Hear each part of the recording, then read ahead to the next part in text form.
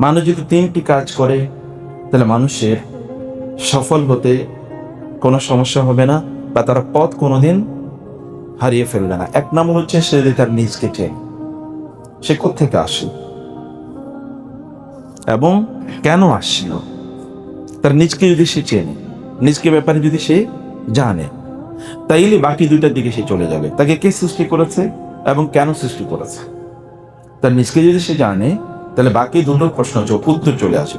আমাদের এই তিনটাই এখন মিসিং, কোথাও আলোচনা নাই। মানে কোন একাডেমিক এরিয়াতে, একাডেমিয়াগুলোতে, স্কুল, কলেজ, ইউনিভার্সিটি, কোথাও আলোচনাই নাই যে আপনি কে এবং কে আপনাকে সৃষ্টি করলো, কেন আপনাকে সৃষ্টি করলেন তিনি।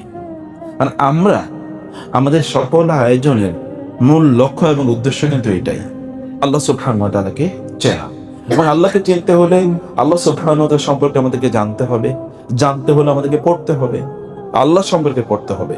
কিন্তু আমাদের জ্ঞানটাকে আমরা কেবলমাত্র কিছু মাসলা মাসাইলের মধ্যে সীমাবদ্ধ করে রেখেছি।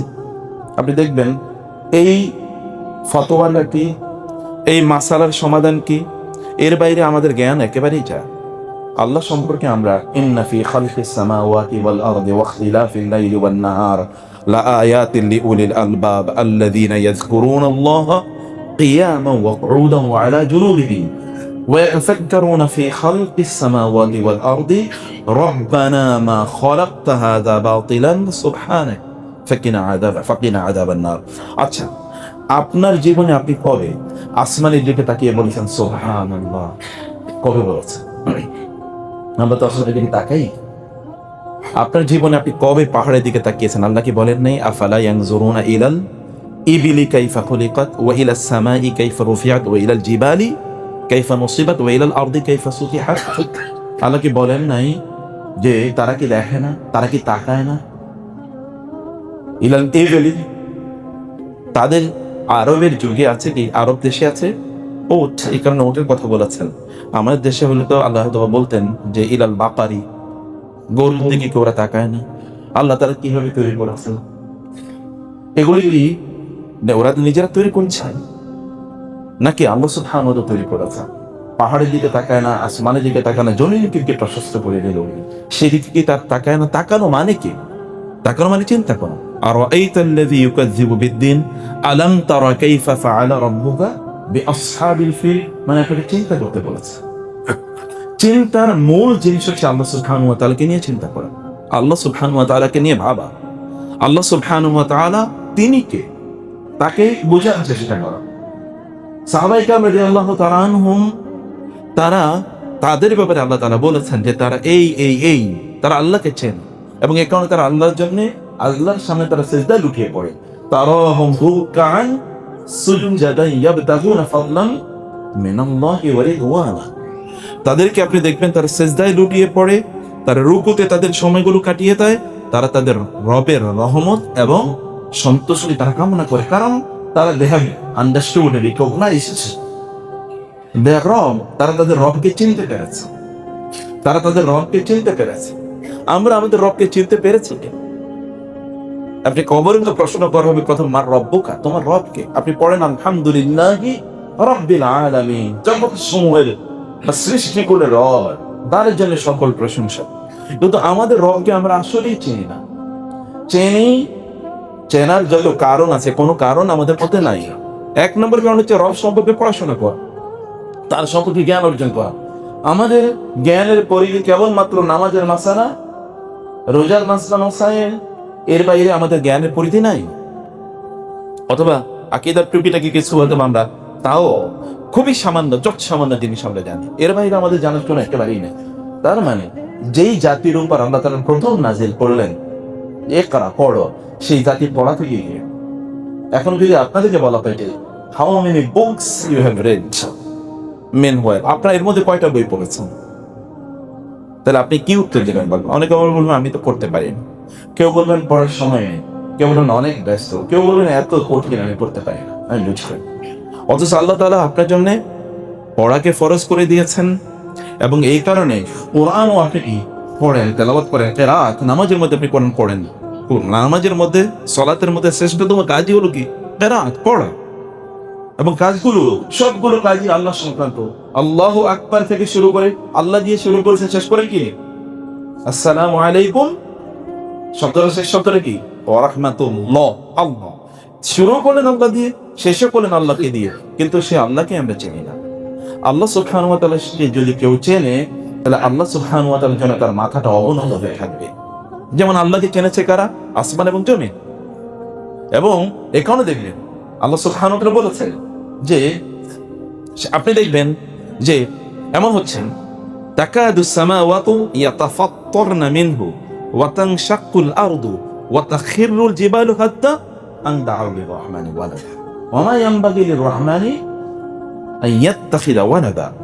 আল্লাহ বলছেন তাকাদু সামাওয়াতু, তাকাদু কাদা ইয়াকাদু, মানে সেটা উপক্রম হয়ে যায়, এজ ইফ এটা এখনই ঘটবে, এমন একটা অবস্থা, এজ ইফ এখনই ঘটবে, এরকম প্রিপেয়ার্ড হওয়ার মতো অবস্থা তৈরি হয়ে গেছে। তাকাদু সামাওয়াতু ইয়াতাফাত্তারনা মিনহু, মনে হচ্ছে না আসমান গুলো, আসমান ওয়ালা সামাওয়াতু, অল দা হেভেন্স স্কাইস, আপনি তো আসমান তো আমরা কিছুই দেখতে পাই না, একটা প্রথম লেয়ারটা দেখতে পাই আসসামা দুনিয়া, তাও কতটুকু দেখতে পাচ্ছি, এতটুকুর বাইরে না। তো সেই আসমানগুলো সব প্রায় ফেটে পড়বে। ইয়াতাফাত্তার না, তাফাত্তার ইয়াতাফাত্তারু, এটা যেই ফ্যামিলির ভার, তার মানে হচ্ছে অনেক ব্যাপক পরিমাণে একবারে ছোট ছোট টুকরায় ছিন্ন বিচ্ছিন্ন হয়ে যাবে, ছোট ছোট টুকরায় ছিন্ন বিচ্ছিন্ন হয়ে যাবে। ইয়াতাফাত্তারনা মিনহু ওয়া তানশাক্কুল আরদু, এবং এই জমিন কি হয়ে যাবে? ফেটে যাবে, এরকম এরকম। ওয়া তাখিরুল জিবালু হাত্তা, এবং এই যে পাহাড়গুলো, এগুলো সবই কি, এই সবগুলো একেবারে ধুলার মতো এরকম পাউডারে পরিণত হবে। কারণ কি? আন দাউ লিররহমানি ওয়ালাদা, কারণ ওরা বলে আল্লাহ সুবহানাহু ওয়া তাআলা কি আছে? সন্তান আছে। আল্লাহ সমকক্ষে কি আছে? ওরা শিরক করে। একজন ব্যক্তি যদি আল্লাহ সুবহানাহু ওয়া তাআলাকে চেনে, তাইলে তার কোনো আচরণ আল্লাহ সুবহানাহু ওয়া তাআলা এর দেয়া শরিয়া অথবা আল্লাহ রাসূলের দেয়া সুন্নাহ অথবা আল্লাহ সুবহানাহু ওয়া তাআলার সন্তুষ্টির বাইরে অবিরত সে চিন্তাই করতে পারে না, কারণ সে আল্লাহকে চিনেছে, আল্লাহকে বুঝেছে সে। যেমনই ভাবে রাসূল সাল্লাল্লাহু আলাইহি ওয়াসাল্লাম বলেছেন, আমি তোমাদের আনা আ'লামুকুম বিল্লাহি ওয়া আনফাকুম বিহি, আমি তোমাদের মধ্যে আল্লাহকে সবচেয়ে বেশি চিনি এবং এই কারণে আমি আল্লাহকে বেশি ভয় পাই। আমি আল্লাহকে বেশি চিনি এবং আল্লাহকে বেশি ভয় পাই।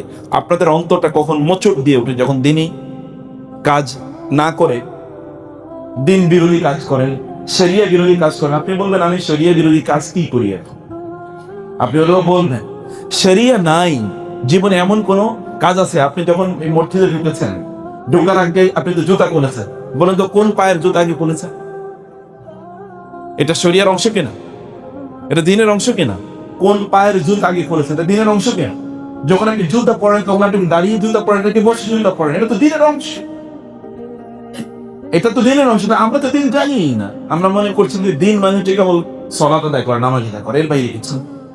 দিনকে কেবল এই জায়গায় সীমাবদ্ধ করে রেখেছে। দিনের এক নম্বর কাজ হচ্ছে আল্লাহ সুবহানাহু ওয়া তাআলা সম্পর্কে জানা, আল্লাহকে চেনা। আল্লাহ রাসূল সাল্লাল্লাহু আলাইহি ওয়াসাল্লাম তিনি হেরা গুহাতে গিয়ে করেছেন।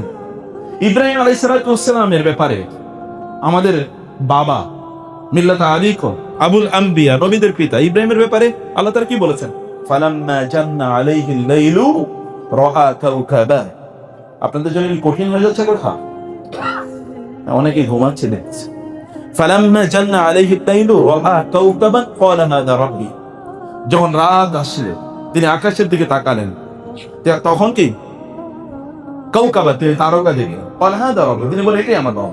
কারণ তার জাতি মুক্ত পূজা করে, অথবা তারা কি আসমানের তারকাগুলোর পূজা করে। তিনি ভাবছেন যে এটা কি, এটা কি আপনি এটার পূজা হয়, এটা তো হওয়ার কথা না।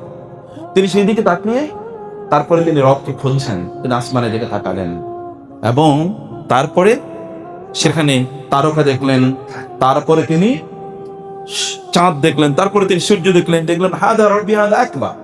ফালাম্মা আফালা قال يا قوم إني بريء مما تشركون إني وجهت وجهي للذي فطر السماوات والأرض حنيفا وما أنا من المشركين।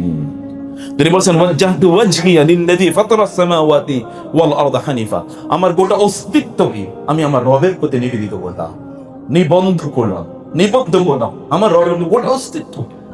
এবং তিনি তারপরে কি করলেন? তার গোটা জীবনটা দেখেন তাওহীদের জন্য কি করেছে। তারা তাকে অগ্নিকুণ্ডে নিক্ষেপ করে গেলেন, বলু তলুহু হানকা আও হাররিকুহু, ওয়ানসুরু আলিহাতাকুম, তোমরা তাকে হত্যা করো অথবা অগ্নিকুণ্ডে নিক্ষেপ করো এবং তোমাদের উপাস্যগুলোকে এর মাধ্যমে সাহায্য করো, মানে তোমাদের মূর্তিগুলোকে, প্রতিমাগুলোকে।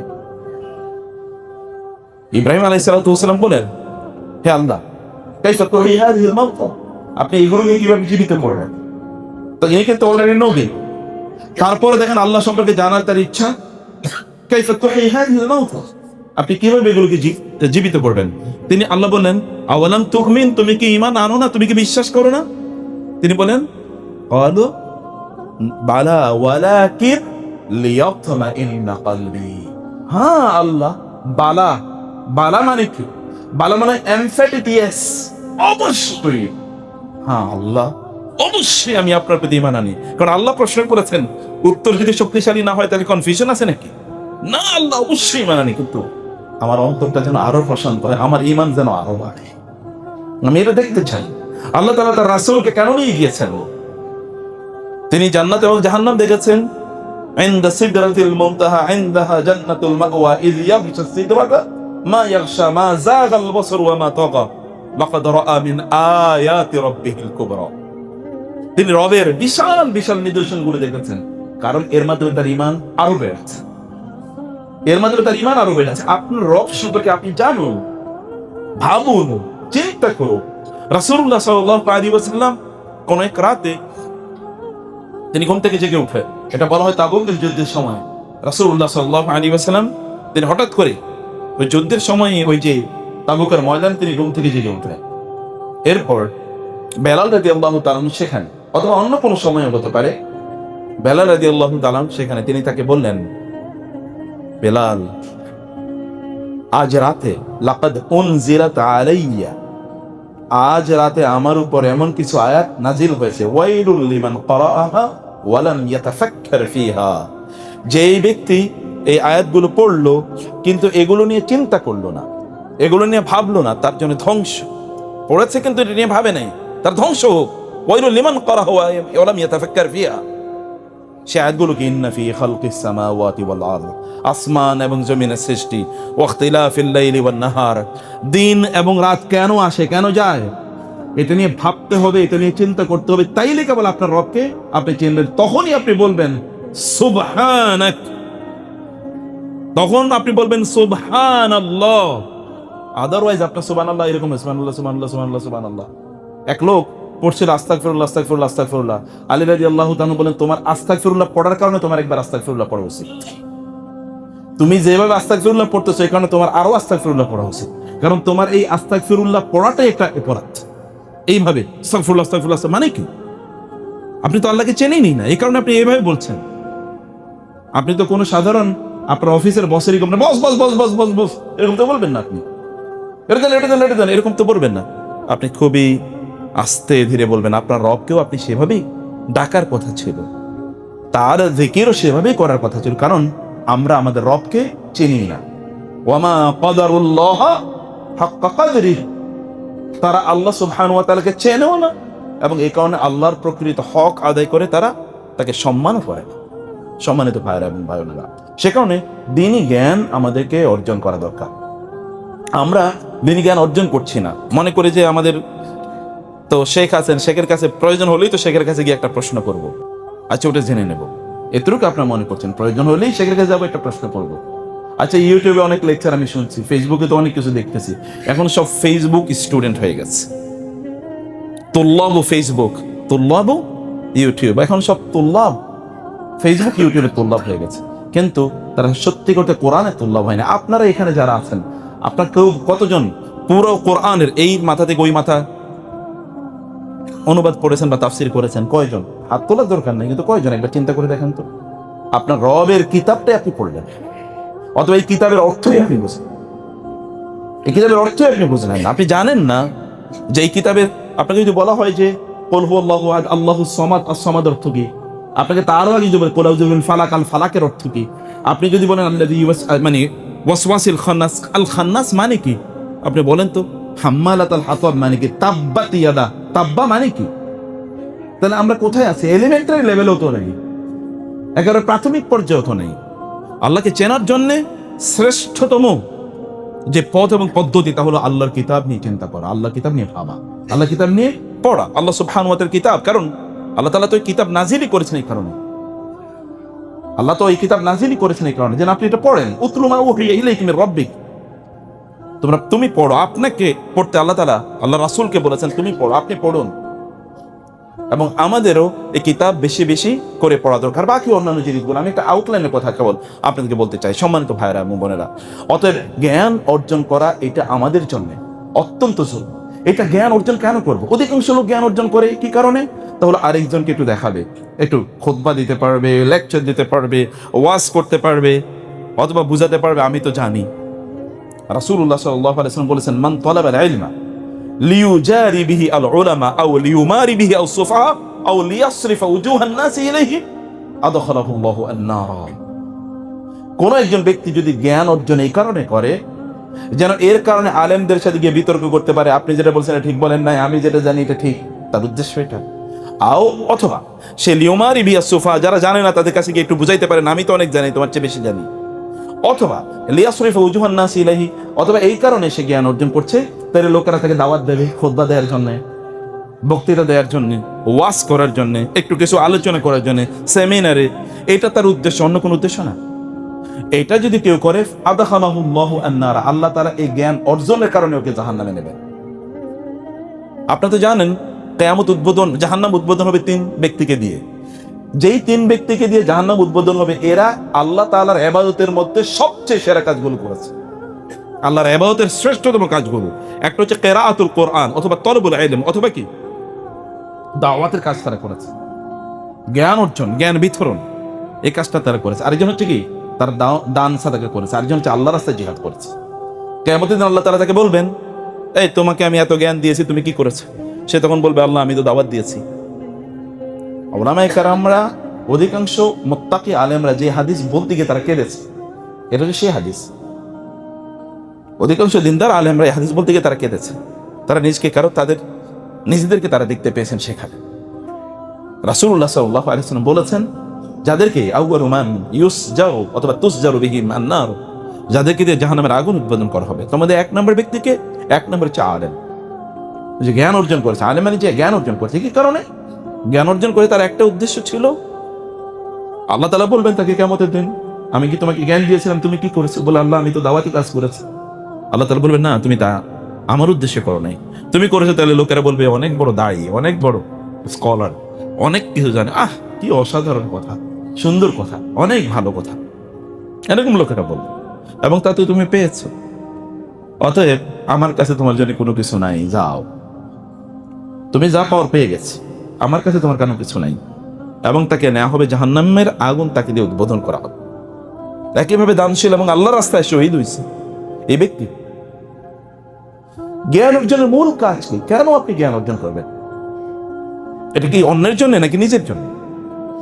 পড়াশোনা কার জন্য বলেন তো? নিজের জন্য। আমরা তো অনেকে, অধিকাংশই পড়ি কেবলমাত্র আগামীকাল একটা লেকচার আছে এই কারণে,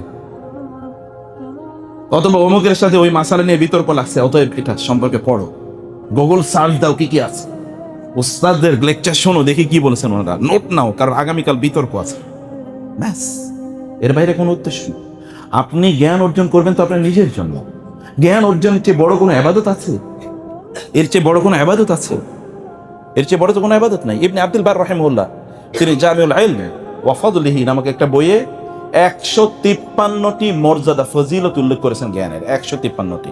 তোমাদের একটা হাদিস কেবল এটা আপনাদেরকে বলছি। রাসূল সাল্লাল্লাহু আলাইহি ওয়াসাল্লাম বলেছেন, মান সালাকা তরিকান ইয়ালতামিসু ফিহি ইলমান সাহহারাল্লাহু লাহু তরিকান ইলাল জান্নাহ। কেউ যদি জ্ঞান অর্জনের পথে চলে, আল্লাহ তাআলা তার জন্য জান্নাতের পথটা সহজ করে দেন।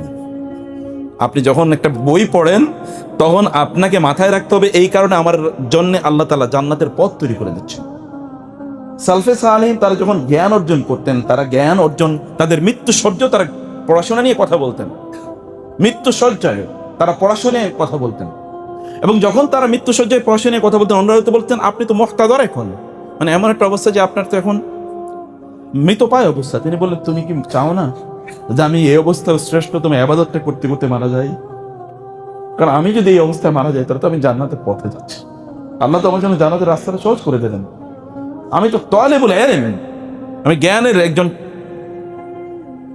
একজন সারথি হতে চাই, কুন আলিমান আও মুতাআল্লিমান আও মুস্তামিআন আও মুহিব্বান ওয়ালা তাকুন খামিসান ফাতাহলিকা।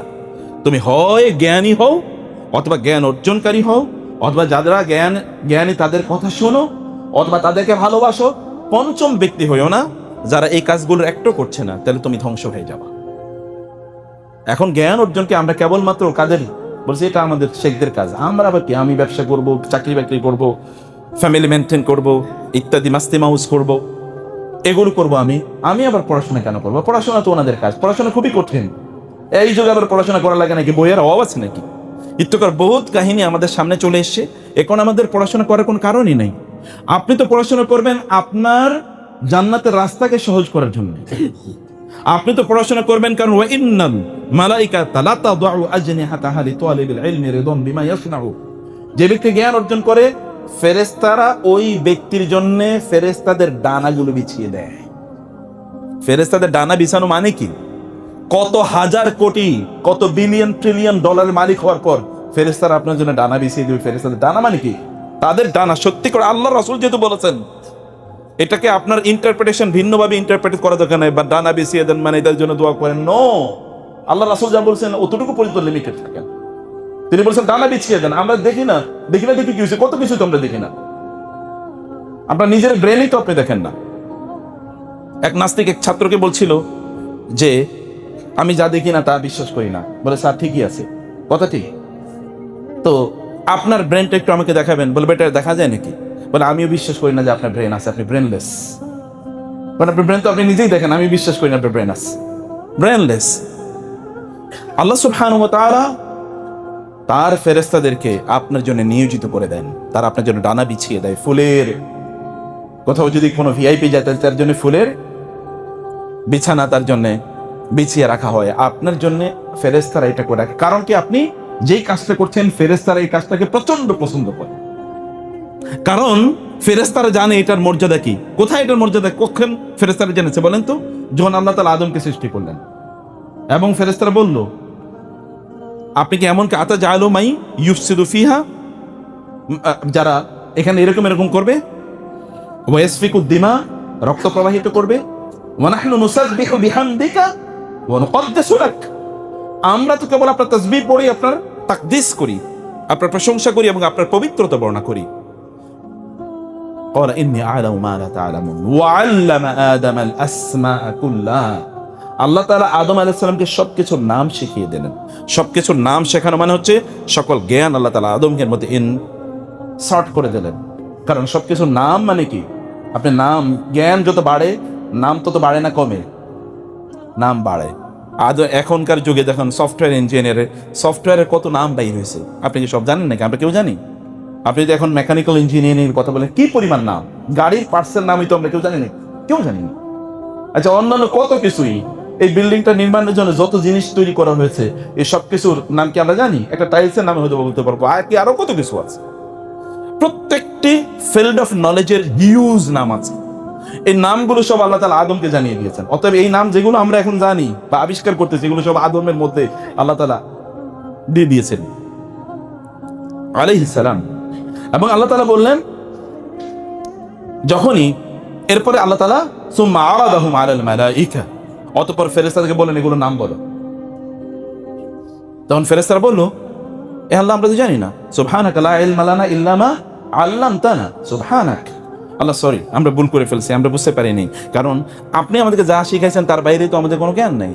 ইন্নাকা আনতাল আলিমুল হাকিম। তখন তিনি আদমকে বললেন, আনবিহুম বিআসমাইহিম, এগুলো নাম বলো আদম আলাইহিস সালাম। আদম তখন বললেন, ফালাম্মা আনবাহুম বিআসমাইহিম ক্বালা আলাম আকুল লাকুম ইন্নী আ'লামু গায়বাস সামাওয়াতি ওয়াল আরদ।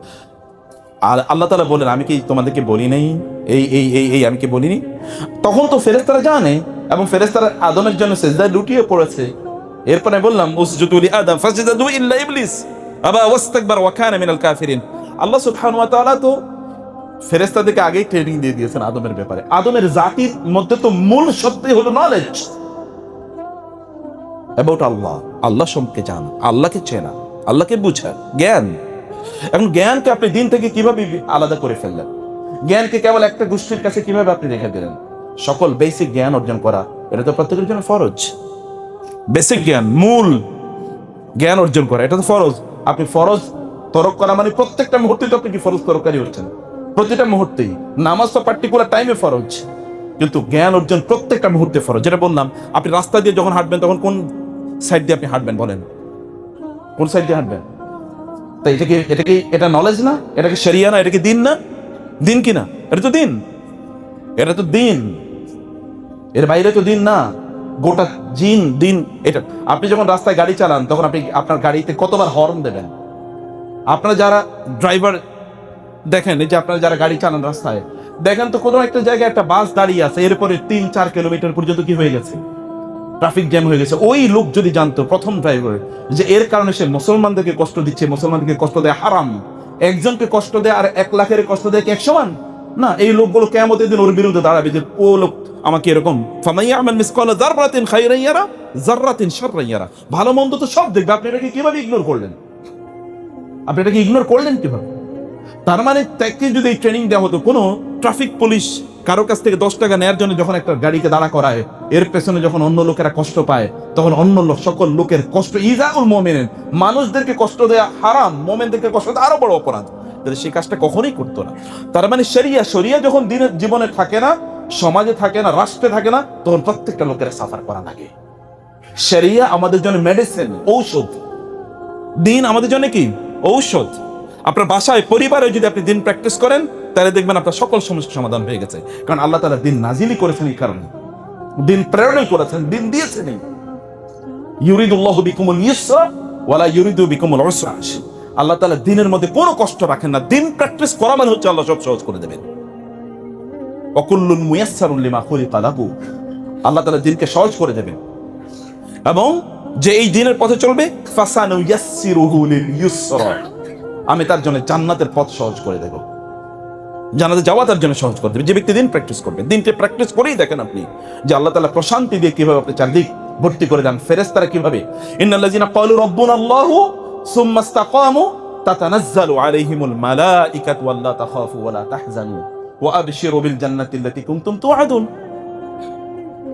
নাহনু আউলিয়াউকুম ফিল হায়াতিদ দুনিয়া ওয়া ফিল আখিরাহ। আল্লাহ সুবহানাহু ওয়া তাআলা বলছেন, ইন্নাল্লাযিনা ক্বালু রাব্বুনাল্লাহ, যারা বলেন আমার রব হচ্ছেন আল্লাহ, সুম্মা ইসতাকামু, এই কথার উপর দাঁড়ায় আছে, এই কথার উপর কি দাঁড়ায় আছে, এক চুল এই দিক সেদিক নড়ে না। তাতানাজ্জালু আলাইহিমুল মালাইকা, ফেরেশতারা তাদের প্রোটেকশন দেওয়ার জন্য, তাদেরকে সাহায্য করার জন্য দলে দলে অবতীর্ণ হয়। ফেরেশতারা তাদেরকে সাহায্য করে, দলে দলে তাদের জন্য অবতীর্ণ হয় ফেরেশতারা। আল্লাহ সুবহানাহু ওয়া তাআলা, এটা আল্লাহর কমিটমেন্ট।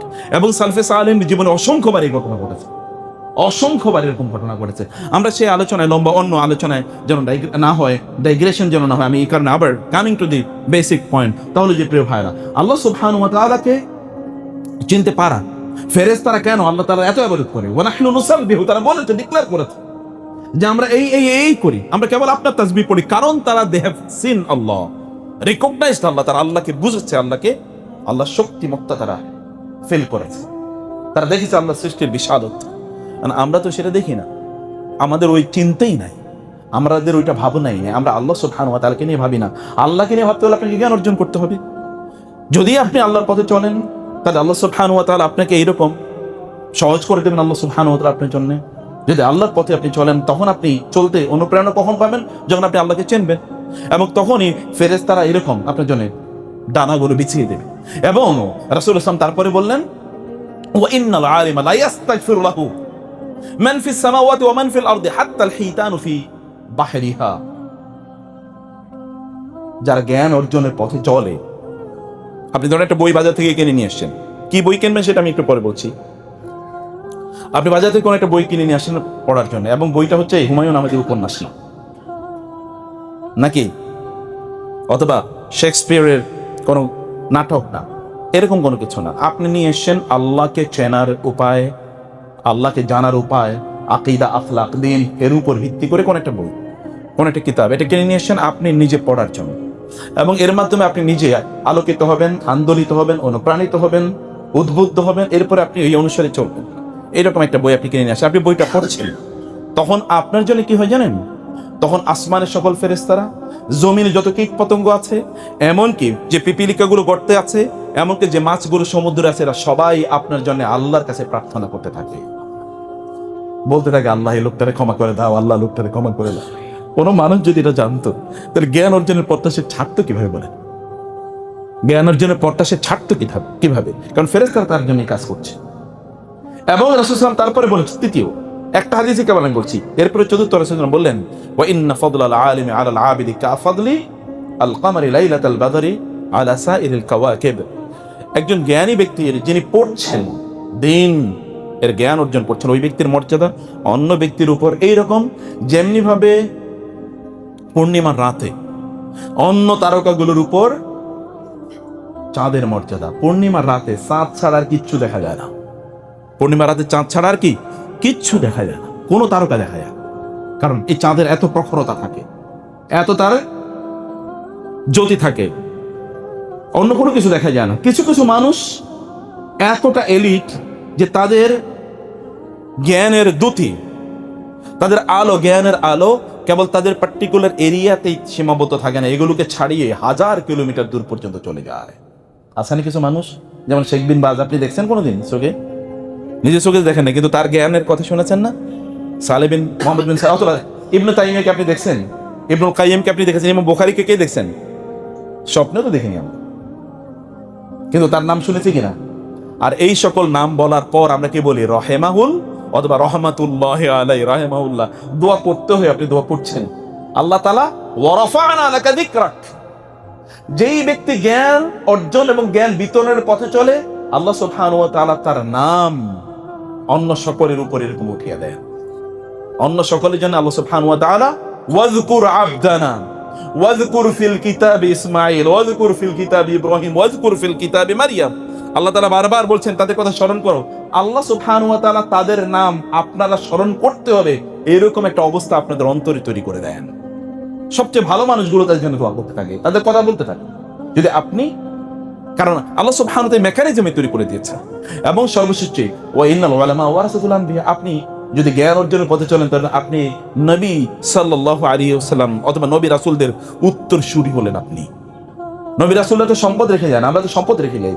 নবী রাসূল রেখে গেছেন কি? ইন্নামা ওয়ারাসুল ইলম, বরং তারা ওয়ারাসুল ইলম, তারা কেবল নলেজ রেখে গিয়েছে। অতএব জ্ঞান, এই জ্ঞান এইটা অর্জন করা আপনাকে করতে হবে প্রিয় ভাই, করতে হবে প্রিয় বন্ধুরা। সাহাবায়ে কেরাম রাদিয়াল্লাহু তাআলা আনহুম তারা করেছেন। সাহাবায়ে কেরামের বৈশিষ্ট্য কিছু, তারা জ্ঞান অর্জন করেছেন। সাহাবায়ে কেরাম রাদিয়াল্লাহু তাআলা আনহুম জ্ঞান অর্জনের ক্ষেত্রে তারা কতজন জ্ঞান বিতরণ এর কাজ করেছেন? অল্প কয়েকজন। আপনি যদি মানে বিদায় হজের কথা বলেন, বিদায় হজ যদি এখানে প্রায় 1.5 লক্ষ সাহাবী অংশগ্রহণ করে থাকে, তাদের মধ্যে কেবল 3000 সাহাবীর নাম ইতিহাসে লিপিবদ্ধ আছে, বাকিদের নামও নাই। এর মধ্যে মাত্র 115 জন হাদিস বর্ণনা করেছে, বাকিরা করেনি। মাত্র কতজন? 115 জন, মানে জ্ঞান বিতরণ করেছে, বাকিরা করেন নাই। এখন বাকিরা যে করেন নাই তার কারণে কি তাদের মর্যাদা কমে গেছে? না, তারা জ্ঞান অর্জন করেন নাই, না করেছে। কেন জ্ঞান অর্জন করেছেন? তাদের নিজেদের আমলের জন্য। নিজেরা কি করবেন? কারণ তারা জানে জ্ঞানের মর্যাদা এরকম আল্লাহ তাআলার কাছে। আমাদের সময়ের ট্র্যাজেডি হলো, আমাদেরকে আপনাদেরকে বলতে হয় বা অন্যদেরকে এসে আমাদেরকে বলতে হয় যে ভাই জ্ঞান অর্জন করেন, অনুপ্রাণিত করতে হয়, অনুপ্রাণিত করতে হয়। আমাদের দুনিয়ার ব্যাপারে কোনো অনুপ্রেরণা নাই। কেউ কি এসে আপনাকে বলছে ভাই ব্যবসা করেন, ভাই আপনার বাচ্চাদেরকে ইউনিভার্সিটিতে পড়ান, ইত্তকার কেউ আপনাকে কোনোদিন বলেন নাই, কিন্তু তারপর আপনি এটার পেছনে ঘুরতেছেন সকাল থেকে সন্ধ্যায় পর্যন্ত। কিন্তু জ্ঞানের কথা বলতে হয়, তারপরেও লোকেরা ঘুমায়। কারণ কি? প্রবলেমটা কোথায়? প্রবলেমটা কোথায়? সত্যিকার অর্থে জ্ঞানের গুরুত্ব আমরা বুঝিনি, অথচ আমাদের সালাফরা তারা ছেড়ে বুঝেছেন। আপনি যদি সালফে সালিহিনের জীবনে তাকান, তারা দেখবেন সাহাবায়ে কেরাম রাদিয়াল্লাহু তাআলা তারা দৌড়ে যেতেন। আচ্ছা, ওমরের মতো ব্যক্তি রাদিয়াল্লাহু তাআলা আনহু, ওমরের মতো ব্যক্তি যার জন্য আল্লাহ রাসূল দোয়া করেছেন, হে আল্লাহ 2 ওমরের যে কোনো একজনকে তুমি মুসলমান বানাও। কি পরিমাণ শ্রদ্ধা ওমর রাদিয়াল্লাহু তাআলা আনহু জাহেলি যুগে কি করতেন? তিনি কমান্ড করতেন, মানে জাহেলি যুগে তার কি পরিমাণ শ্রদ্ধা ছিল, রাসূল তার নাম পর্যন্ত উল্লেখ করেছেন দোয়ায়, আল্লাহ এই দুজনের একজনকে তুমি, একজন হচ্ছে ওমর ইবনে খাত্তাব, আরেকজন আমর ইবনে হিশাম, ওই যে আবু জাহল, তো দুজন যে কোনো একজন। পরে ওমর রাদিয়াল্লাহু তাআলা আল্লাহ তাআলা কবুল করেছেন। কারণ কি?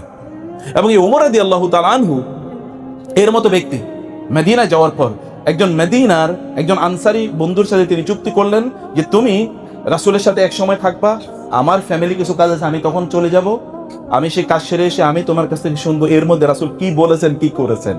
নলেজ, জ্ঞান।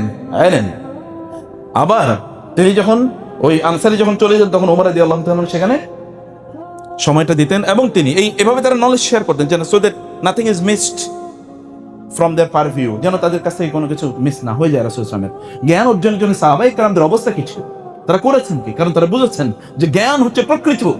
ওরা বলে নলেজ ইজ পাওয়ার, ওরাই আসলে নলেজ দিয়ে গোটা পৃথিবীকে নিয়ন্ত্রণ করছে। ওরা এখন যা বলে আমরা তাই বিশ্বাস করি। এখন আমাদের রাষ্ট্রের, আপনার চিন্তা করে দেখেন, পৃথিবীতে একটা সভ্যতার কথা বলেন 1500 বছর পর্যন্ত একই বিধান চলছে। আমাদের ফেকের বিধানগুলো কোনো 1500 বছর পর্যন্ত কোনো পরিবর্তন হয়েছে? বাংলাদেশের আইন 1971 না 1947 প্রথম স্বাধীন হই আমরা, 1971 দ্বিতীয়বার। আপনি যদি 1971 কথাই বলেন, এই পর্যন্ত আইন কতবার স্বাধীন হয়েছে, এই মানে পরিবর্তন হয়েছে? এই সংবিধানটা কতবার পরিবর্তন হয়েছে? 15, 16, 17 তো সংস্করণ, মানে কি বলে, অ্যামেন্ডমেন্ট যেটাকে বলে, হয়েছে এত পরিমাণ। আর আল্লাহর আইন কয়বার অ্যামেন্ডমেন্ট হয়েছে?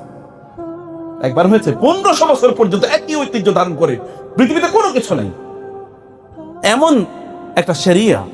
এই শরিয়া সম্পর্কে আপনাকে অবশ্যই জানতে হবে। কিন্তু এই শরিয়া না জানার কারণে তো এখন আমরা নতুন করে আইন বানাই, সংসদে এখন নতুন করে আইন বানায়, মদখোর জুয়াখোর গিয়ে ওইখানে আইন বানায় আপনার জন্য।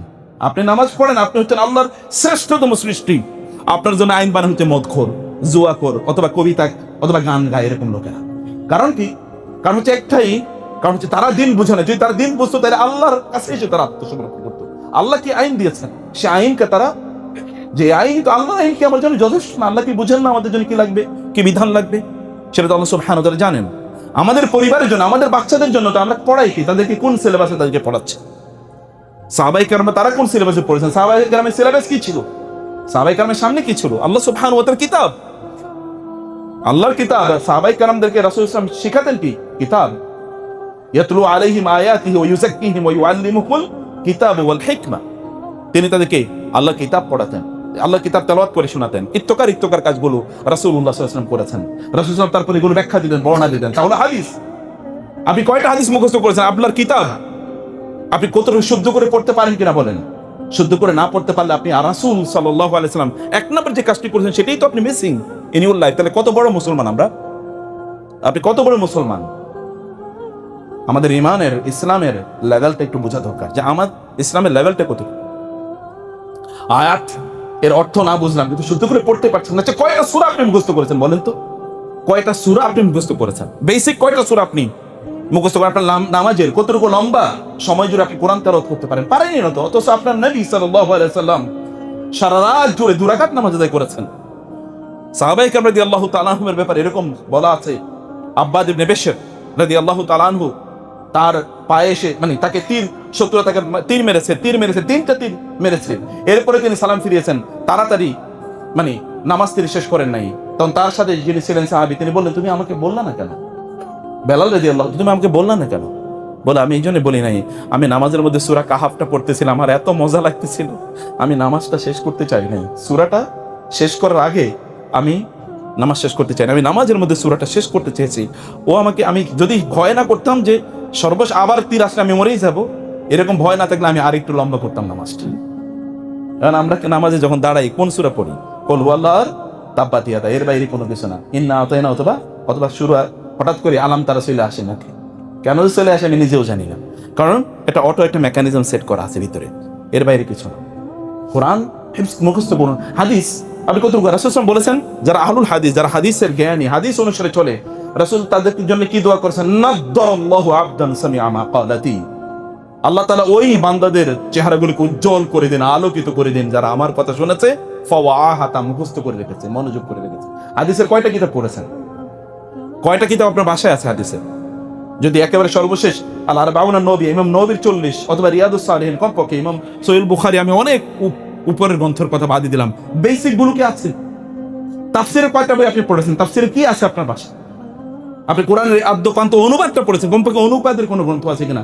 অথবা একটা তাফসির, যে আল্লাহ কি বলেছেন, আমি শুধু তাফসির পড়ি। আরবি ভাষা ছাড়া আপনি কিভাবে বুঝবেন দিন? আরবি ভাষা তো দিনের অবিচ্ছেদ্য অংশ। যেই সকল ব্যক্তি, ইমাম শাফিঈ বলেছেন, আমি দেখেছি যারা বিদআত করে, যারা শিরক এবং কুফরি করে মুসলমানদের মাঝে, এগুলো একটাও আরবি ভাষা না। এই কারণ আরবি হচ্ছে দিনের অংশ। আল্লাহ তাআলা কোরআনকে কোন ভাষায় নাযিল করেছেন? বিলিসানিন আরাবিয়্যিন কুরআনান আরাবিয়্যা, আরবি ভাষার কোরআন নাযিল করেছে। আপনি আরবি শেখা ছাড়া কেমনে মুসলমান থাকেন? আমি তো বুঝি না। একজন মুসলিম হিসেবে থাকে কিভাবে আরবি ভাষা না শিখে? বলবেন আরবির সাথে কি সম্পর্ক আছে? আপনি দেখেন তো মুসলমানরা যেখানে গিয়েছে সেখানে তার আরবিকে বাধ্যতামূলক করে দিয়েছে কিনা। ইমাম আলী ওমর রাদিয়াল্লাহু তাআলার যুগে যে অঞ্চলগুলো বিজয় হয়েছে, এই অঞ্চলগুলোর একটা জায়গা এখনো ভাষা আরবি ছাড়া নাই। প্রত্যেকটা জায়গার ভাষা কি? আরবি। প্রত্যেকটা জায়গায় আরবি ফার্স্ট ল্যাঙ্গুয়েজ, ওদের নিজস্ব ভাষা ওরা ভুলে গেছে। এই ফিলিস্তিনের অঞ্চলের, এই ইরাকের এই অঞ্চলের, অথবা সিরিয়ার, অথবা যদি আপনি বলেন মিশরের, এদের ভাষা কি আরবি ছিল নাকি কোনোদিন?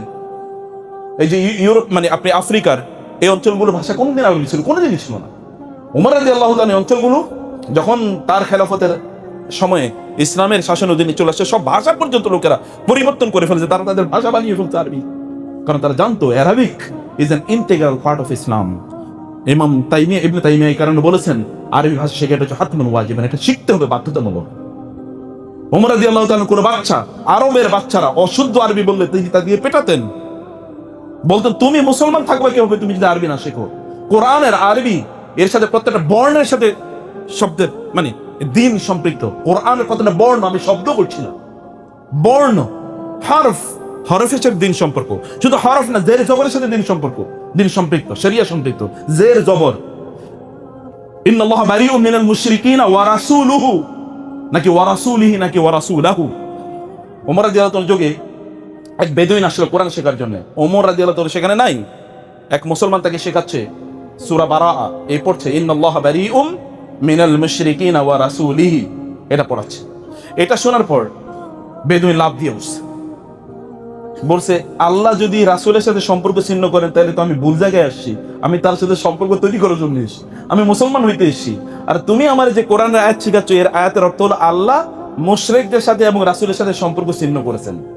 এর মধ্যেই ওমর রাদিয়াল্লাহু সেখানে এসে উপস্থিত। এই কি হয়েছে বলে, উনি আমার যেটা এটা কোরআনের আয়াত হিসেবে শেখাচ্ছে যে ইন্নাল্লাহ বারিউম মিনাল মুশরিকিনা ওয়া রাসূলিহি। ওমর বললেন সর্বনাশ, এটা তো ওয়া রাসূলিহি না, এটা তো ওয়া রাসূলুহু।